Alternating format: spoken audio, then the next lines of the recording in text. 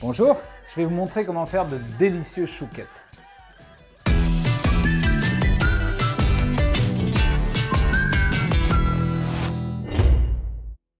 Voici notre matériel pour la pâte à choux.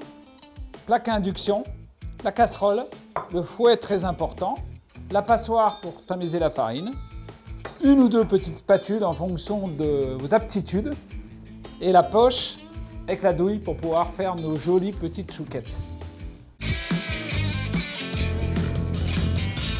Voici tous les ingrédients dont on a besoin pour faire nos chouquettes.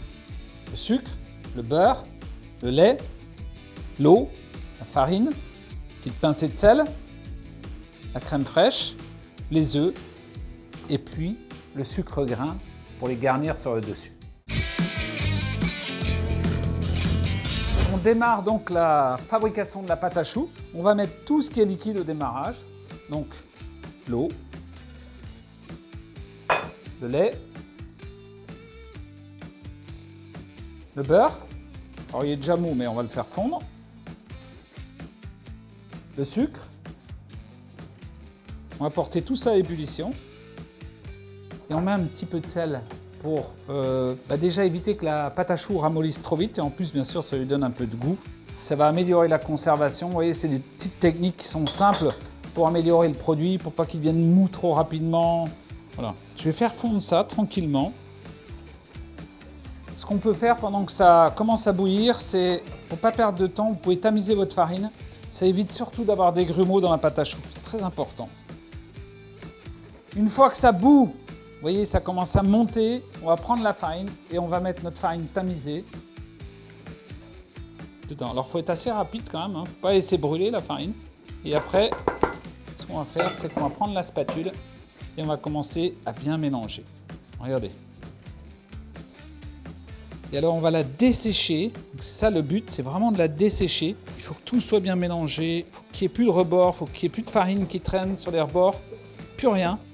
Et regardez, et tranquillement la pâte à choux en train de se dessécher, vous voyez, à la casserole. Il faut vraiment que ça soit décollé, il faut vraiment que ça soit bien marqué pour qu'ensuite on puisse incorporer tout ce qui nous reste, notre crème fraîche et les œufs. Vous voyez comme elle est belle? Regardez. C'est ça le truc de la pâte à choux. Il faut vraiment que ça se décolle bien avant de commencer à incorporer quelque chose dedans. Une fois qu'elle est comme ça, je la laisse tiédir très très légèrement, peut-être 1 ou 2 minutes. Et là, je vais mettre d'abord la crème épaisse. Alors, la crème épaisse, elle va donner du goût, rendre la pâte à choux très onctueuse.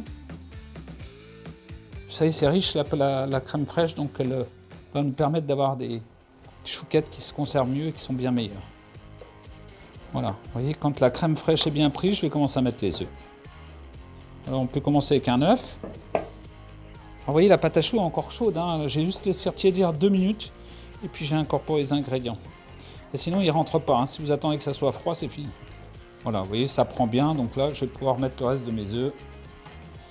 Et puis là, on va aller doucement. Ça sent bon en plus, parce qu'il n'y a que des bons ingrédients. Ce que je vais faire pour gagner un peu de temps, c'est que je vais prendre le fouet. Voilà, regardez, le petit fouet, parce qu'avec ça, on va aller plus vite. Vous voyez, il n'y a pas un grumeau, il n'y a rien. Elle est belle. Pour pouvoir faire un trait à l'intérieur de la pâte à choux, regardez. Je prends mon doigt, j'essaie de faire un trait. Si les bords ne se referment pas trop vite, c'est que c'est bien. Et là, on voit que ça reste. Donc, c'est parfait. Je vais mettre la pâte à choux dans la poche. Donc, toujours, hein, la pâte à choux, on va ouvrir la poche un petit peu. On a une main pour tenir, la spatule, et on va mettre. Regardez comme elle est belle. Oh. J'ai envie d'en manger. Alors, il faut que ça se dresse, il ne faut pas que ça soit un morceau de béton. Vous voyez, là, c'est pas mal. Hein. Voilà. Je referme, je tourne.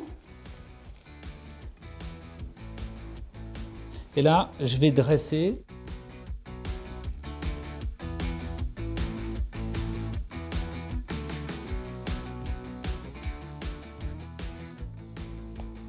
Alors, il faut les écarter, parce que bien sûr, ils gonflent. Hein. Qu'est-ce qu'on va faire dessus maintenant? Eh bien, on va mettre notre joli sucre grain. Vous voyez, on appuie un tout petit peu. Et ensuite, on va cuire ça à 180 degrés pendant 17-18 minutes. Regardez, une jolie plaque. On va mettre dans le four. 180.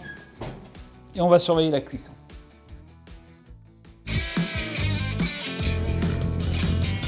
Il faut obtenir cette couleur caramélisée. Regardez comme c'est appétissant. Vous voyez, c'est justement là qu'on obtient le maximum d'arômes puisque on a obtenu la caramélisation, donc les sucres de Maillard qui se sont mis en route. Et c'est juste extraordinaire à la bouche.